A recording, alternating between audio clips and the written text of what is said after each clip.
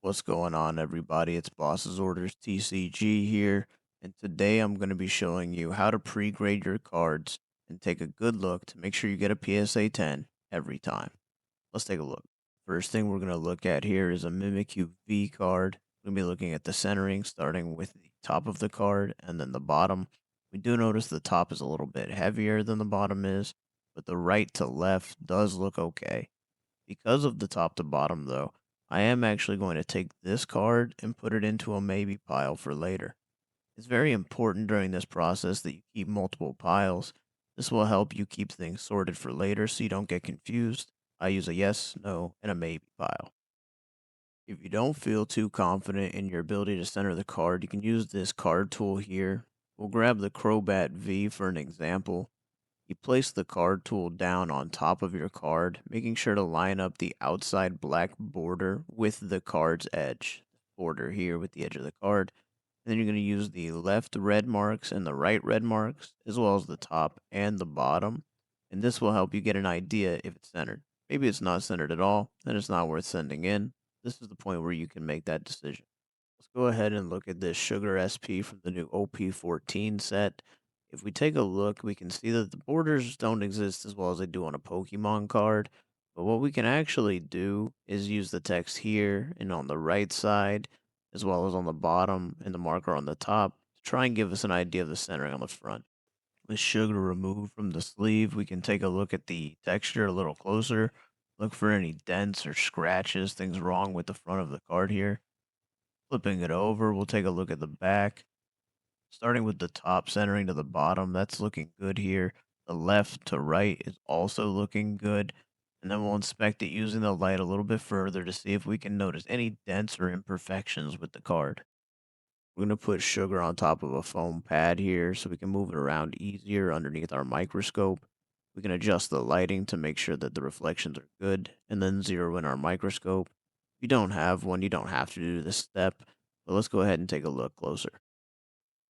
So underneath the microscope, we're actually going to go ahead and look to see if we can see any whitening on the corners, any kind of surface imperfections like dents, scratches, lifting hollows, lifted edges, things of that nature. So we're just going to move around slowly. As you get a little more comfortable, you can go a little quicker. But you really want to take your time on this. There's no need to rush. The extra few minutes can save you grading a 9. So I do notice here while I'm going that there's something next to that R that doesn't look right. But as I wipe it, I realize it's just a hair that's fallen, no scratch. I'm going to keep on going around the card here. In the corner by the EOS there, you can see just a little white dot, just making sure there's nothing. It looks like a little bit of fraying on the edge, which is not too big of a deal when it comes to the One Piece cards. You do see here, I'll try and give you a little bit better of an example of the fraying I'm talking about. This is very common on One Piece cards from what I've seen so far. You can see here, I'll go ahead and point it out for you. There is this fraying on the edge that doesn't seem to prevent anything as far as a PSA 10 is concerned from what I've noticed. However, I've only sent in a handful of One Piece cards. I more understand the Pokemon side of things. So we're just going to continue looking for any major imperfections that are obviously an issue for me and that I wouldn't give a PSA 10 to if I was a grader. So we're almost done here. Looks like we've looked at all the edges. We don't see anything majorly wrong with the card. So we're going to go ahead and flip it over.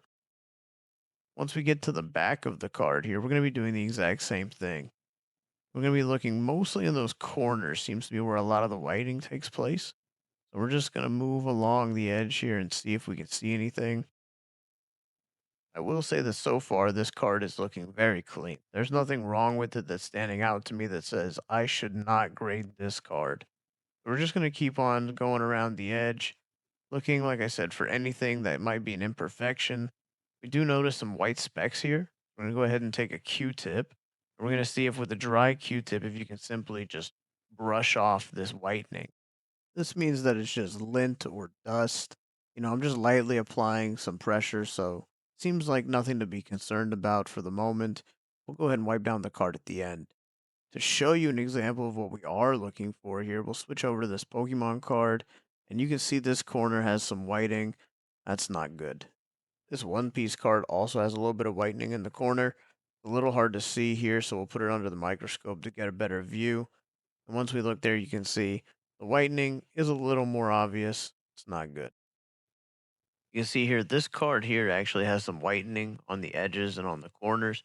Obviously, something that's going to prevent the PSA 10. So what we're going to do about that is grab our nearest blue marker here and start to draw over it. You just got to make sure you cover all of the white spots. You don't want to leave anything left for that grader to see. If you can go ahead and successfully cover all of those spots, there's no reason to give your card a 9.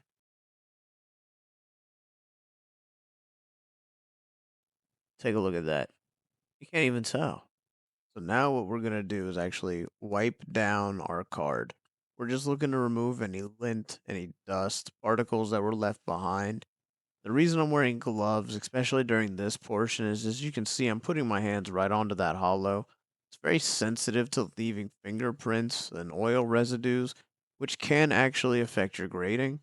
So I just wear powder-free latex gloves, and I just wipe down the card, both on the front and on the back, just to make sure that it's nice and clean and we won't have any issues. Then we're going to put all of our cards into brand new penny sleeves, and then inside of the semi-rigid, I use the PJU brand. You can really use whatever brand of semi-rigid you like, doesn't matter. So once they're all in there, you can see we have a handful of cards here to submit. The next thing we're going to need to do is actually grab some cardboard. You can use any piece of cardboard. This is just an example piece. I'd probably use something a little bit better fitted. They also make card bumpers, so you can put them between two pieces of plastic. Those are a little bit nicer as well. You're going to stack those in there nicely like this, make sure they're centered.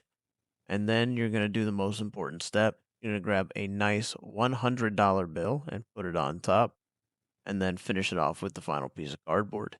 Once the cardboard is in place, then you're going to secure it using rubber bands.